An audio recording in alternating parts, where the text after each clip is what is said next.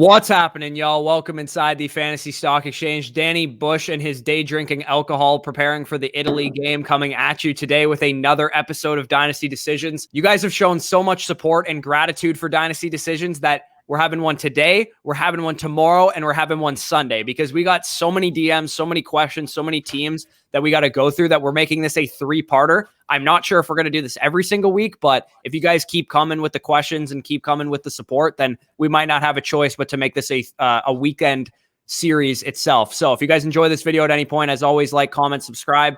Danny, how you doing today? Doing well. And yeah, y'all keep blasting the support on this series, baby. We are on the road to 5K. Keep supporting us on that road now, and we'll keep putting these videos out for you guys again.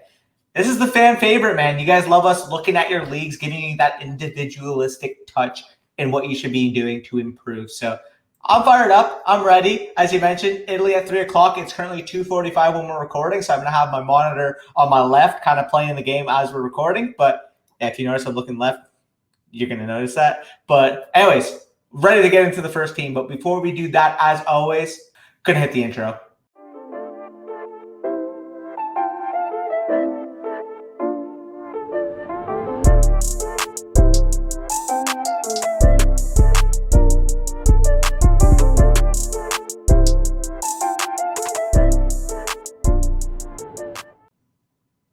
Okay, so let's start off with the first team in Bush. Take it away with Imlorde's 12th team, Superflex PPR half tight end premium league.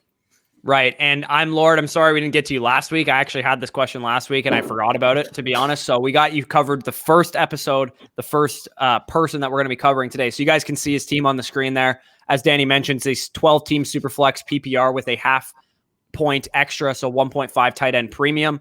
He basically wants to know what the general outlook of his team is, and he made a couple trades to get to this point in the roster, and he wants our thoughts on those trades specifically. So Imlorde received Jarvis Landry, Tyler Lockett, and Aaron Jones in exchange for Brian Edwards, the 105, the 211, and a 2022 first. So what are your thoughts on that first trade?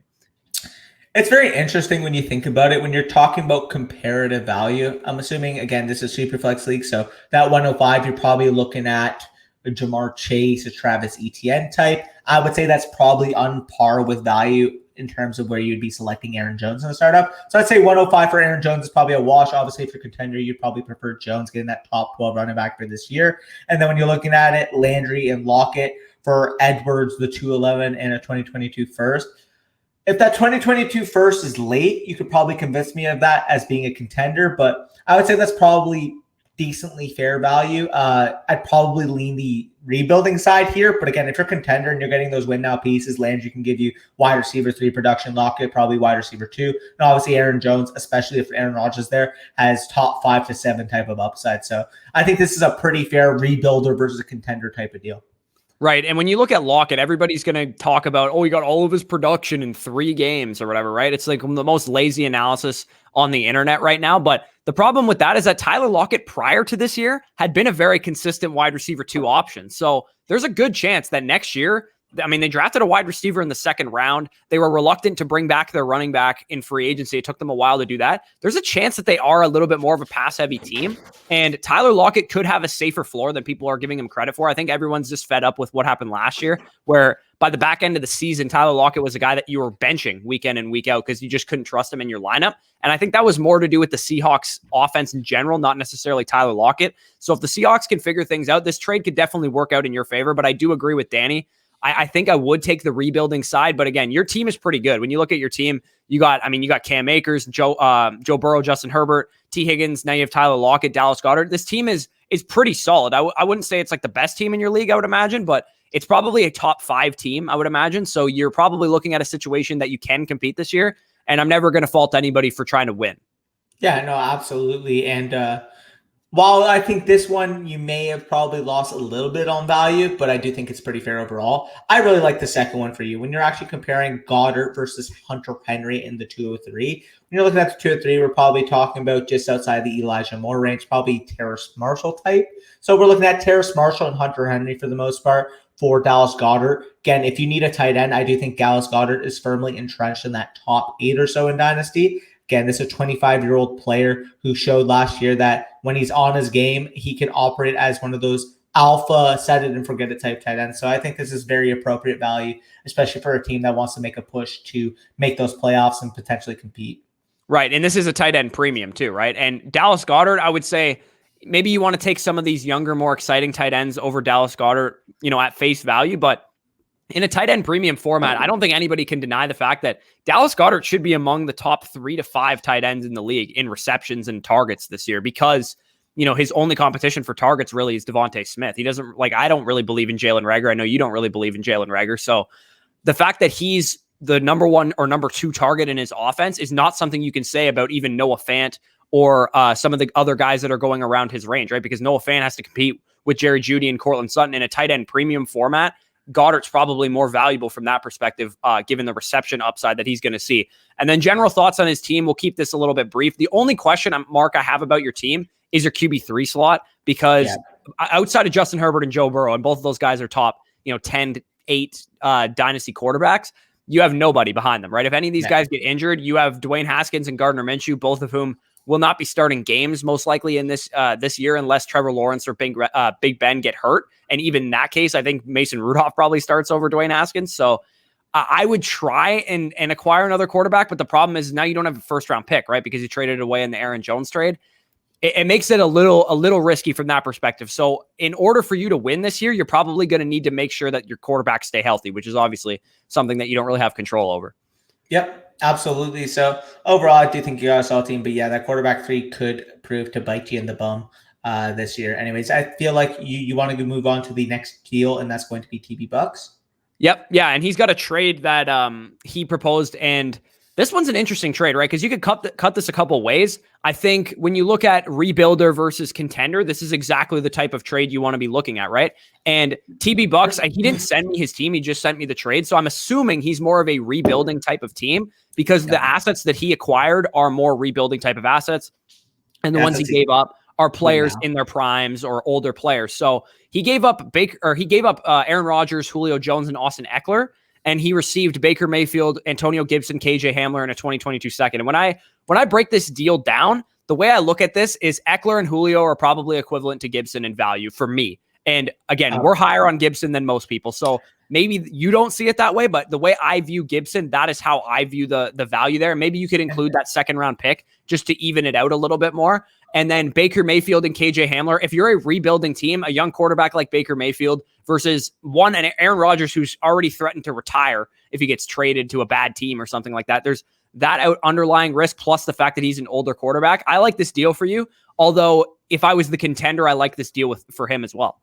Yeah, absolutely. Again, I do view it in a similar vein to you. If you're winning now, again, getting Aaron from the opposing side, getting Aaron Rodgers, if he plays this year, is going to be a locked and loaded top 5 to 7 quarterback. Julio Jones, who we both have right around the wide receiver 15 type area, and Austin Eckler, he's currently my RB8. And I honestly think RB10 might be his floor in any type of, you mentioned full PPR format.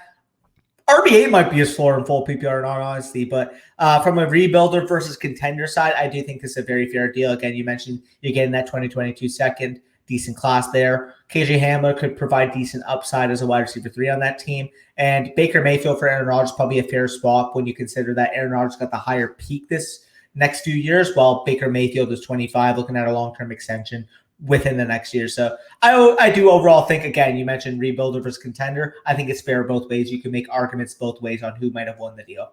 Right. And I think when people are going to look at Baker Mayfield long-term, right, I'm sure everybody is going to project the stigma that he's in a run-heavy offense, right, and he's not going to be a high-volume passer. But the one thing that I would caution you guys to consider when you think about quarterbacks that way, and especially when they're young, is Baker Mayfield is different from Kirk Cousins. He's different from, Ryan Tannehill or Matt Ryan, who we know what they are at this point in their careers. They're in their 30s. We know what kind of quarterback they are. Baker Mayfield still can get better, right? And there's a chance that this system that he's in coddles him to the point that he can develop as a passer. And then 2 to 3 years down the line, we could be talking about a quarterback that does carry his offense. It's not Nick Chubb that carries the offense. It is Baker Mayfield 2 to 3 years down the line because he's developed, because he's been able to be in a system that takes the pressure off him as a young player while he's still learning.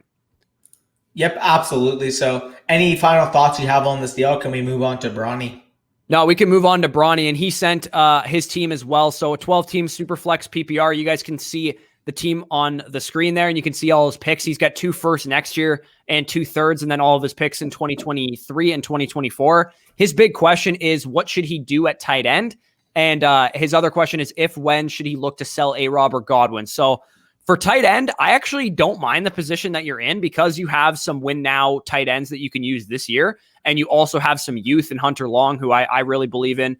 I mean, maybe you could use another young piece that could potentially develop. But as far as like between Rob Gronkowski and Austin Hooper, I think you can definitely get by at tight end this year. So I would field some offers out there. Maybe go and acquire a TJ Hawkinson, a Mark Andrews, someone of that vein. Probably you don't want to be going after like a Kyle Pitts or a Darren Waller or something because it's probably just going to cost you too much. But you have an extra first round pick to work with, right? And if you could pull off Rob Gronkowski and a first round pick for Mark Andrews, and maybe you can even get a pick or a piece back in that kind of deal, I would absolutely try and do something like that. And again, if you wanted to go aggressive and try and go after an older tight end, you could go, Gronkowski and a first for Darren Waller and see if the owner would consider something like that.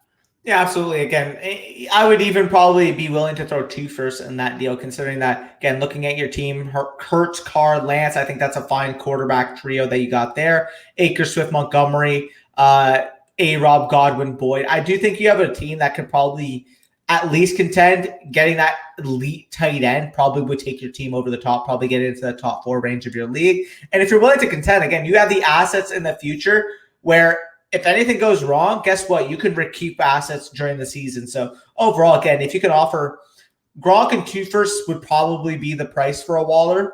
Maybe even a little bit more. Maybe even like you might be able to get it done too for like Gronkowski, a first, and Ruggs, or someone like a young player like that has some value to a rebuilding team, for example, because presumably they're not selling Darren Waller unless they're rebuilding.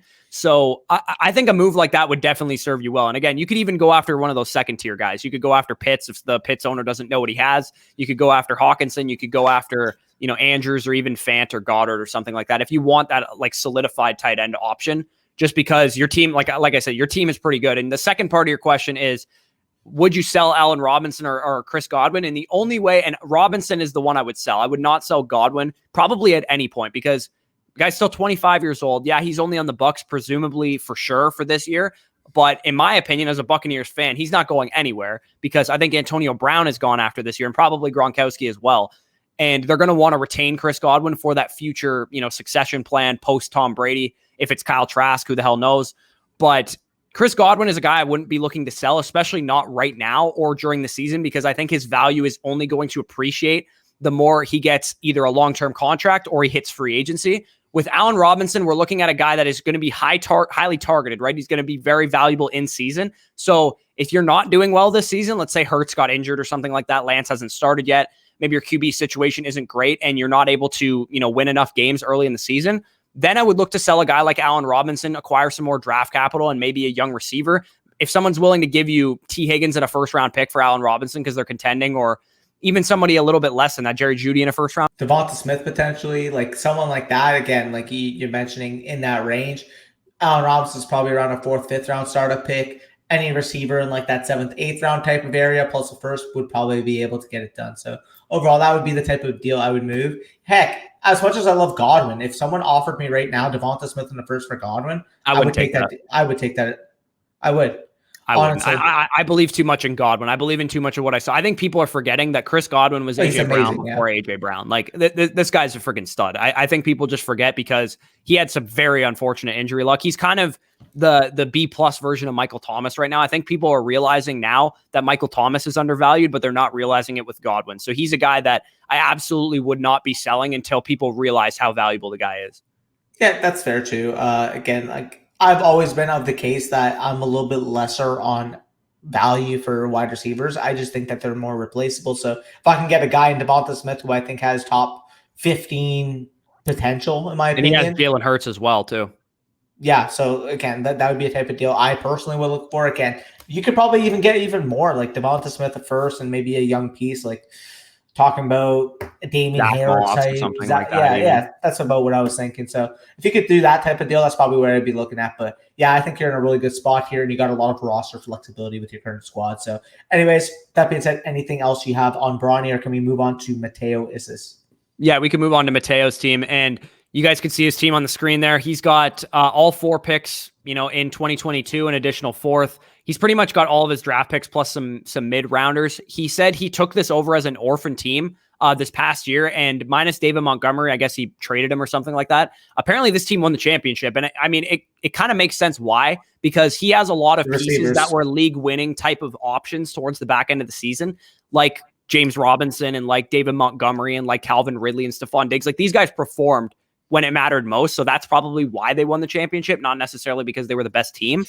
And he said the last owner went all out and traded all of his 2021 picks for this year, which the rookie draft already finished. So I'm imagining that's how he got his pick back next year. Maybe he sold David Montgomery for a first round pick or something like that. I have no idea, but he said any moves that stand out that he should do, or another thing that he wants to know is what should he do with his tight end situation? Because you can see there, he's got a number of tight ends that have some decent value right now. He's got Goddard, he's got Higbee, Irv Smith. Eric Ebron and Jared Cook are decent, depth pieces, and he has Adam Troutman on his taxi squad. So, when you talk to most people, I would say that you have like 3 of the biggest tight end sleepers on most people's sleeper list this year. So I would be looking to move some of those young guys that haven't necessarily done it yet. So Goddard, I probably wouldn't trade, but Troutman and Irv Smith would be the guys that I'd be looking to shop. Like, if you can potentially, again, the main weaknesses I see here, obviously going to be RB2 without David Montgomery, and obviously you're going to be quarterback 3, particularly if Deshaun Watson were to miss this year.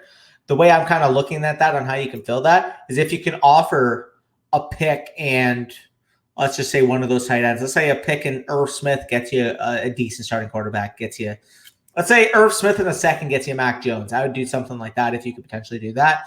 Aside from that, Irv Smith, Troutman, any type of deal, anybody wants to buy high on them, I'd be willing to negotiate that because that's a very strong point of your team. Whereas the main weaknesses, as I mentioned, quarterback 3 and RB2, if you fill those weaknesses, I do think that with that receiving core, with those tight ends, you could potentially contend this year. Right. And I think if things break right for you, you could probably contend anyway, because rarely do wide receivers carry your team, but you have some receivers that could, right? Like you have Diggs and Ridley and Keenan Allen, all of whom would not shock me if they're top 3 options this year in fantasy. So they could carry your team, but the problem is like your running back core, right? Like with James Robinson as your RB2, it's really tough to contend. So my attitude on this team, and basically like what he asks, is anybody worth dropping? Anybody they have in question marks there, if you need to drop some of them, I'm okay dropping any of those guys. You got Trey Burton, he can go. Ish Smith, I don't even know who that is. Ishmael Smith is a basketball player, isn't he? Yeah, I think he meant Eno, but Ish Smith is indeed a basketball player. I think I actually have his Top Shot moments. I haven't checked Top Shot in months, but I think I have one of his moments just chilling in my collection.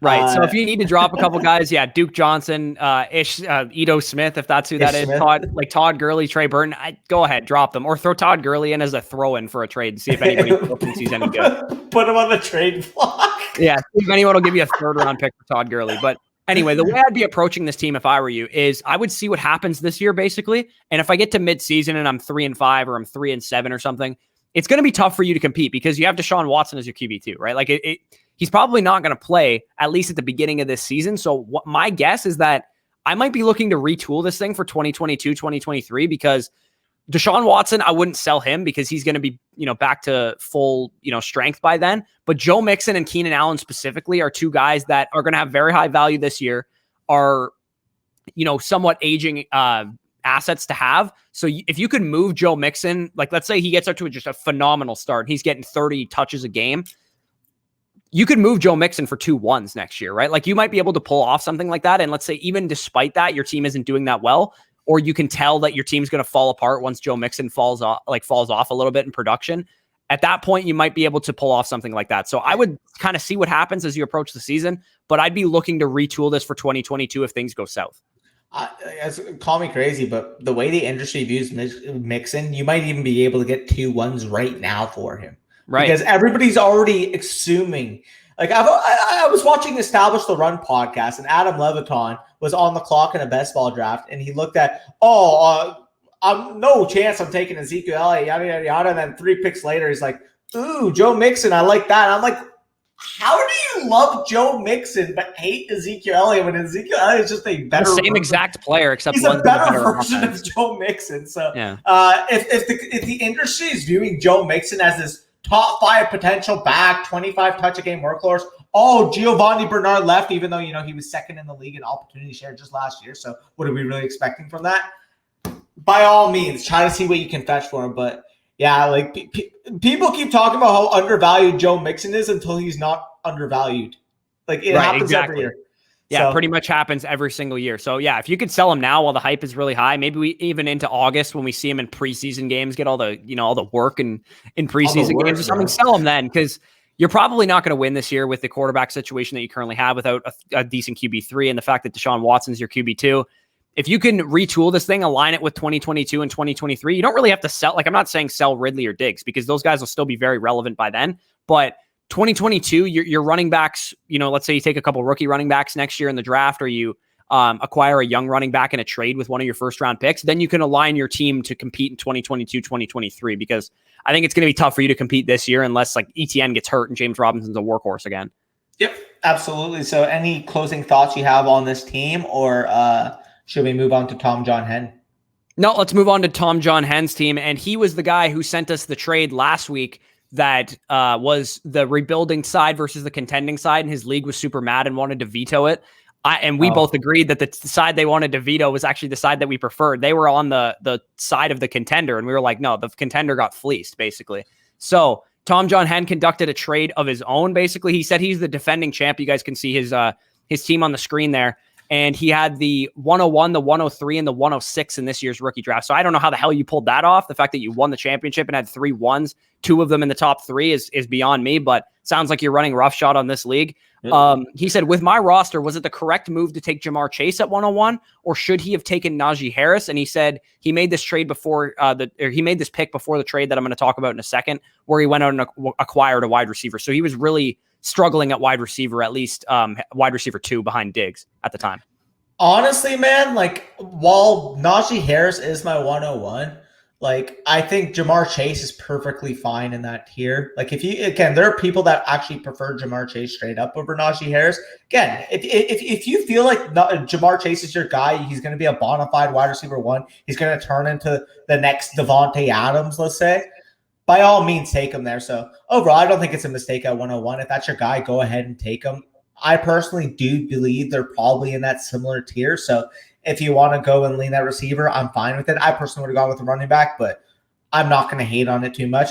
And with the other picks, as I see, he took ETN with the 103. So like that's where I really like that what you did, because you filled your wide receiver need, and we both agree that Harris, Pitts, Chase, that's the top tier, and I actually lump ETN into that tier with those guys. So the fact that you secured another running back when you already had Kamara, Taylor, Jacobs, and Kareem Hunt, and you also got a bona fide stud wide receiver, the best in this class, I think you did well there. I think with those 2 picks, and then it looks like he traded his 106, right? So we'll get to the trade question that he has here. He said during the draft, he made a series of trades, and in net, basically, they ended up being the 106, Corey Davis, and 2 2023 thirds is what he traded away.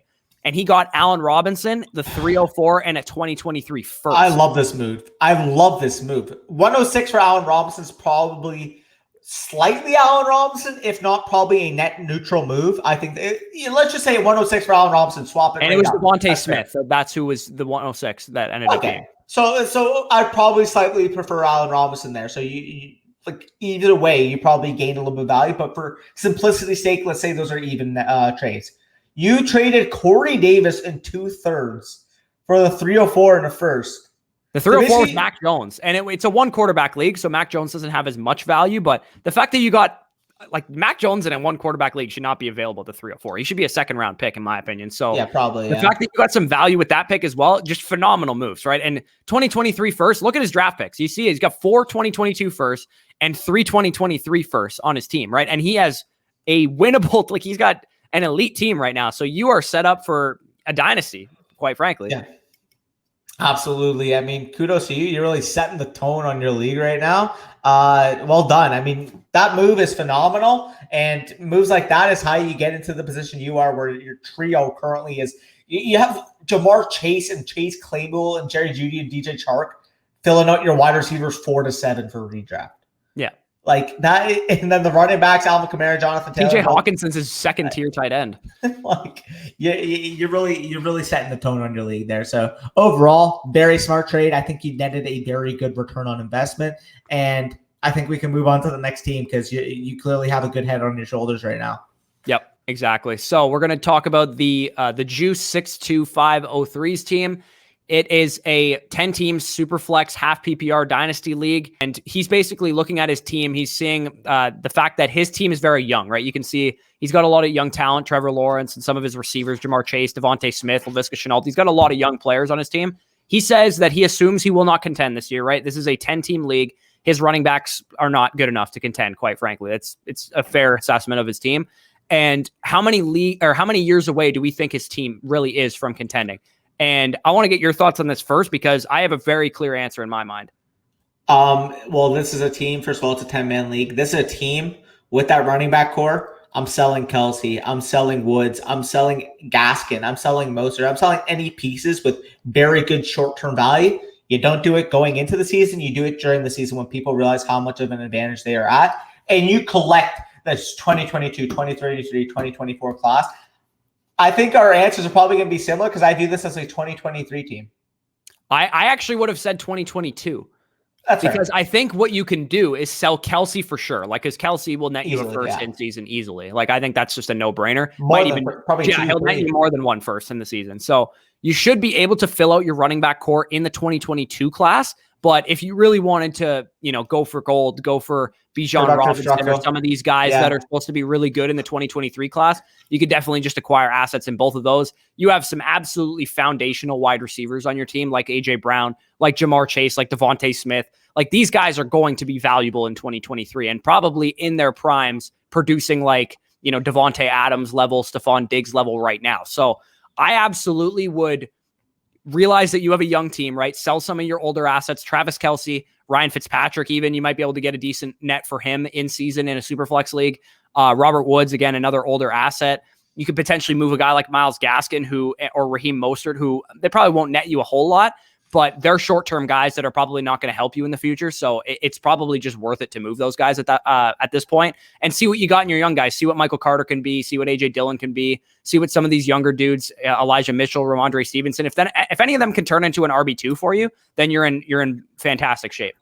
Yep, absolutely. So overall, again, sell off those older pieces. He actually mentions in his two questions, what moves could I make to improve? Oh, no, sorry. That's the next question or next team. We'll get into that. He actually says quick, I'll just go over his last part. He says that 2022 first, he thinks it's going to be the first overall pick. So I'm assuming it's not his first. It's probably some, terrible team in his league's first. If that's the top pick, I mean, you could be looking at is Breece Hall the consensus 101 right now? Is that we got like Breece Hall, Spencer Rattler probably as the top two picks right now.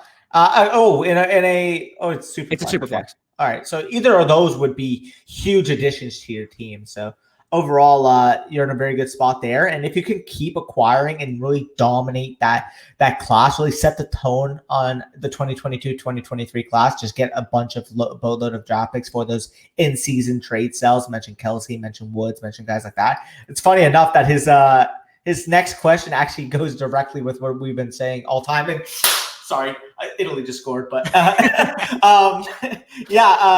I would try to see what I can get for them. Leonardo Bonucci just put one right in the net off a free kick. But let's get into the next question. I've been alluding to it. Can Kelsey, Kupp, and Woods still perform highly when my team peaks, or should I trade them this season? These are guys that you trade this season. When Travis Kelsey is putting up 20 points a game, when Cooper Kupp and Robert Woods are both top 15 to 20 wide receivers, you sell them. Robert Woods, right now, if you were to ask me right now, would I prefer a 2022 first or Robert Woods? I would take the first, as much as I love Robert Woods.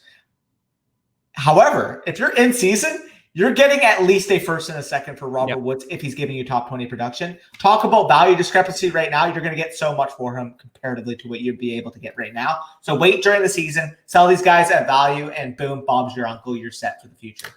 Right. And I think you can get at least a first-round pick for each of those assets. And for Kelsey, probably about 2 firsts, I would imagine, is what you can get. Did they just score on you now? No, offside. Oh, true. Okay, so let's get into the next team. That's Jared in the Discord, a very active member of the Discord. So I'll let you take it away with his question here. Yep, absolutely. So he messaged me a scenario in his keeper league.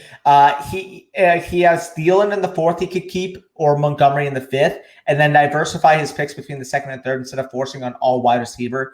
I have options. I'm also thinking about Pitts as one of these picks. So you guys can see the keepers on the screen, but his current keepers he has slated in are Antonio Gibson and David Montgomery. And he's basically wondering, should I keep David Montgomery or do I keep Adam Thielen with the 1-round discrepancy based off who the other keepers are in the league? So he thinks the reason why, like, he might prefer keeping Thielen over Montgomery would be a potential wide receiver run, given the fact that, as you see, a lot of those guys are keeping wide receivers.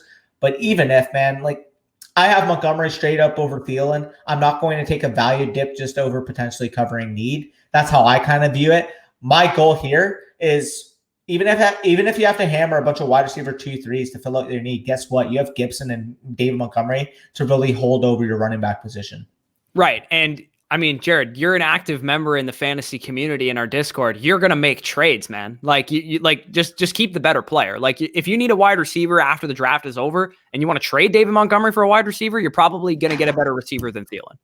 Yep, absolutely. And he kind of mentioned overall, like, what he should be looking to acquire. Again, keep those 2 running backs, maybe acquire a 3rd if a good value falls to you. But overall, you can just hammer out those wide receivers, getting guys that will really fill out your team and fill out your roster. So overall, you're in a good position. You got Antonio Gibson at incredible value, considering the fact that he was such a sleeper last year. And obviously David Montgomery in the 5th. You're getting him at about a 1.5 round discrepancy where he's currently going. So I do think that's good value. Yeah, for sure. So let's move on to Tanner Sutherland's team, and I'll let you take that one away.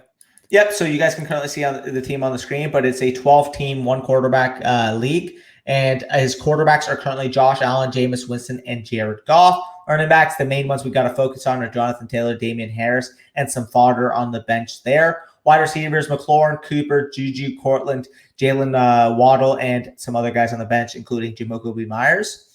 Tight end, he's got the golden boy and Kyle Pitts himself, and his picks, he's got all picks in 2022, including a extra 2022 first and an extra early to mid 2020 first. So his overall questions, I believe, you can cut this out real quick. I actually want to see what he asked. I didn't look.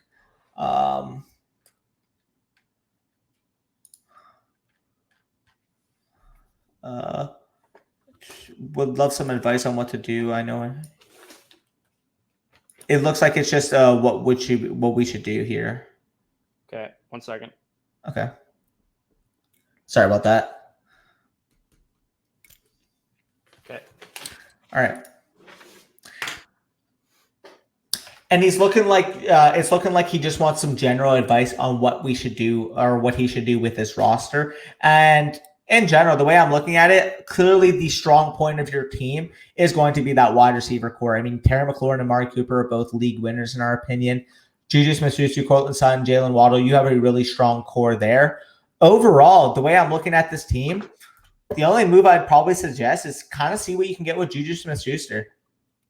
Right. And anybody who has a team that has Juju Smith-Schuster on it is going to receive the same amount of advice from us because we don't believe in the guy. I sell the fact that he's only on a 1-year deal to people and be like, oh, he's going to get paid in free agency after this year. Just do whatever you can. Get Juju the hell off your roster because he is worth way more in people's minds than he's actually worth in real life. So aside from that, I think your team is, I mean, you need a lot probably to break right to win with this team just because Damian Harris is your RB2. That is a pretty tough situation to be in, but you have a really difference-making quarterback, right? Presumably you'll have a difference-making RB1.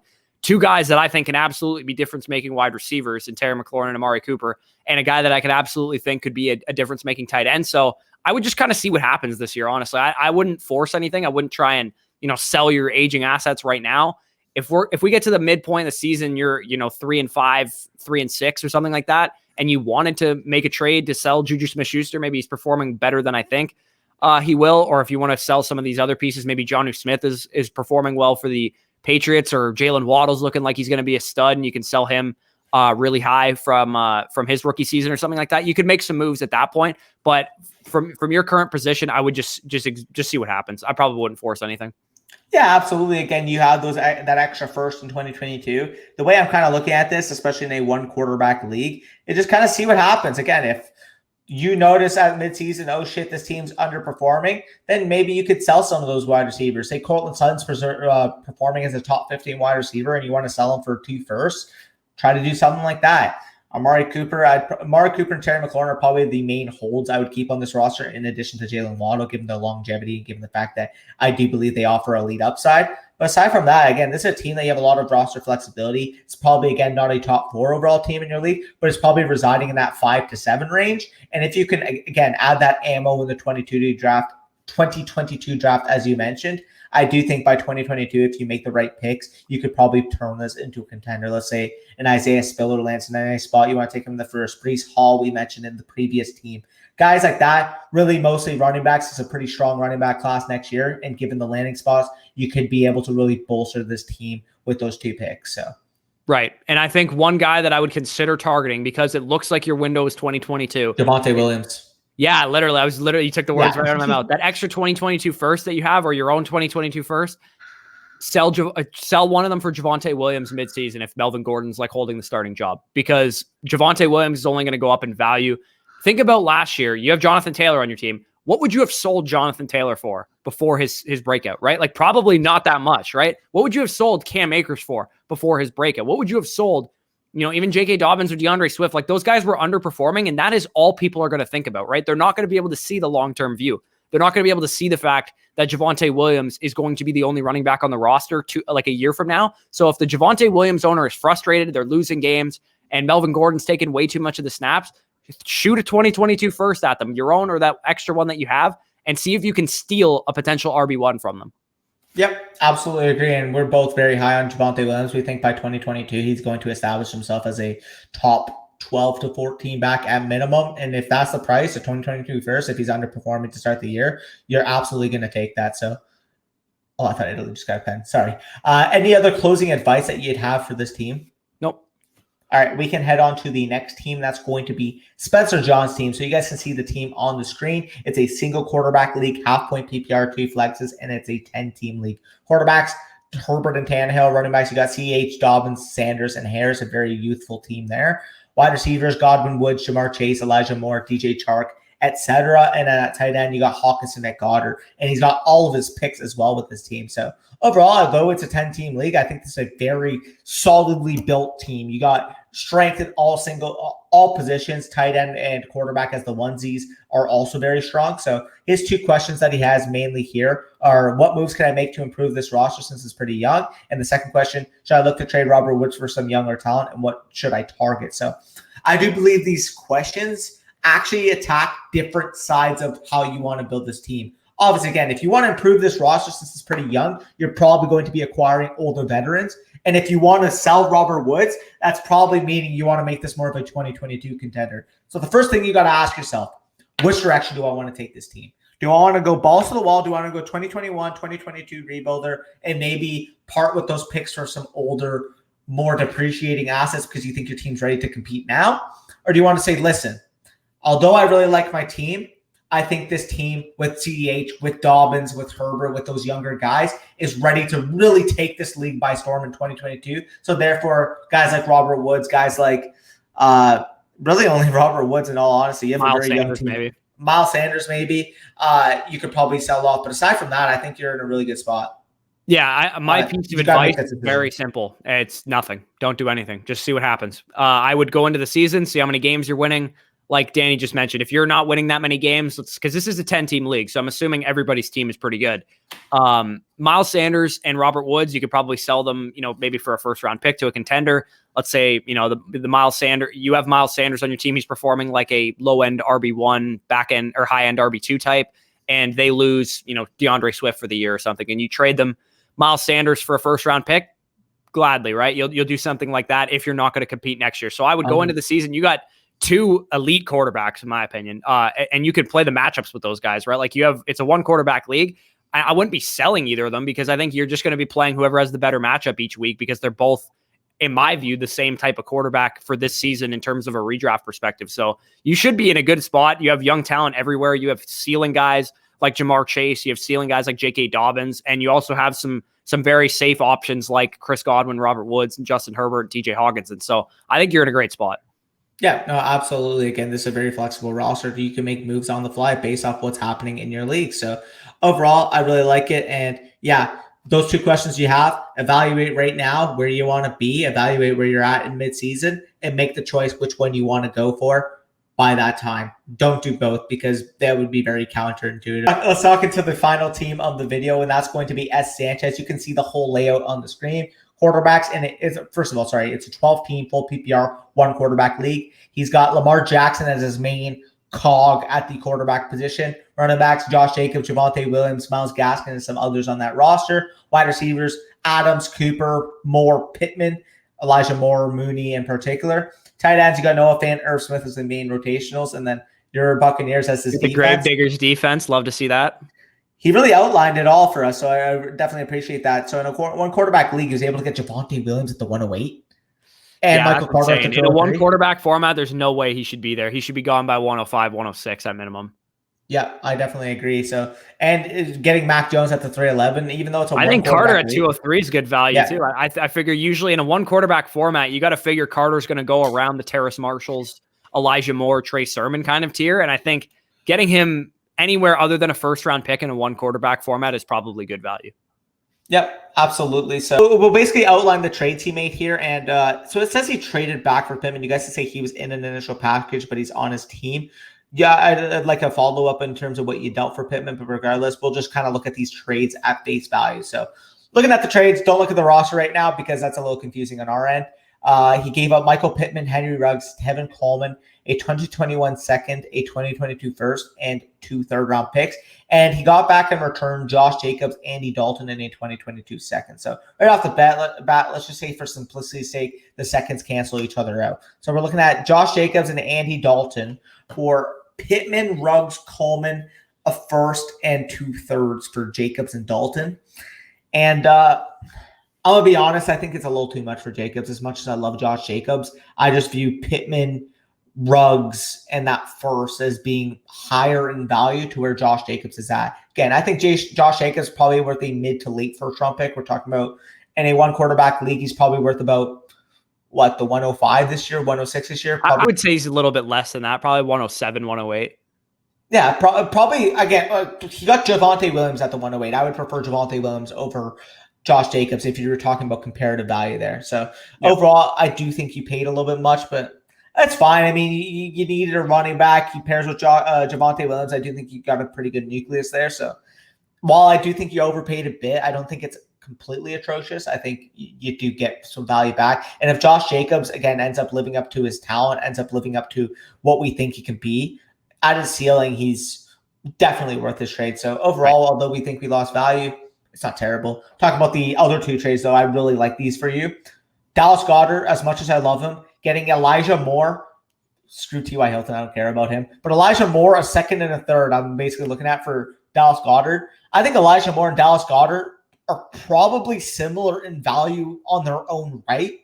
And then you're also getting 2 picks attached to them. So I really like that as well, especially with the tight end situation you have. Yeah, I think if I was the guy acquiring Dallas Goedert, I'm okay giving up that package for a tight end of Dallas Goedert's caliber. So this is probably a win-win type deal, to be honest. You don't need, and the previous team that we talked about that had all the tight ends, take notes of what this guy did, because it looks like at one point he had Fant, Goddard, Irv Smith, and Adam Troutman all on his team, right? And he sold 2 of them. So that's exactly what you want to do, right? He took advantage of, personally in his situation, I would have sold Irv Smith and Adam Troutman and kept Goddard and Fant, but Goddard has pretty high value. Definitely sold him for a high value receiver, both a receiver that we really like. And then you also got some draft capital in return. And then the second trade or the third trade, I really like this one even more because Adam Troutman has done nothing in his NFL career, like literally nothing. Like he hasn't done much of anything at all, yet he's still being hyped up as a sleeper candidate.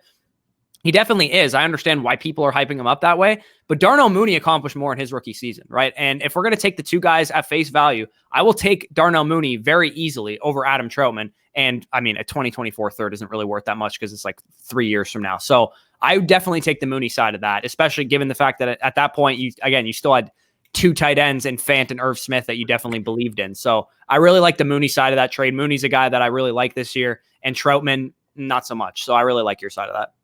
Yep, absolutely. I love the Mooney side, and what I love even more than the Mooney side is Italy just packing one into the back of the net. So anyway, sorry if you guys saw me a little celebrate there. Got to keep up to date. overall, I completely agree with Bush, though.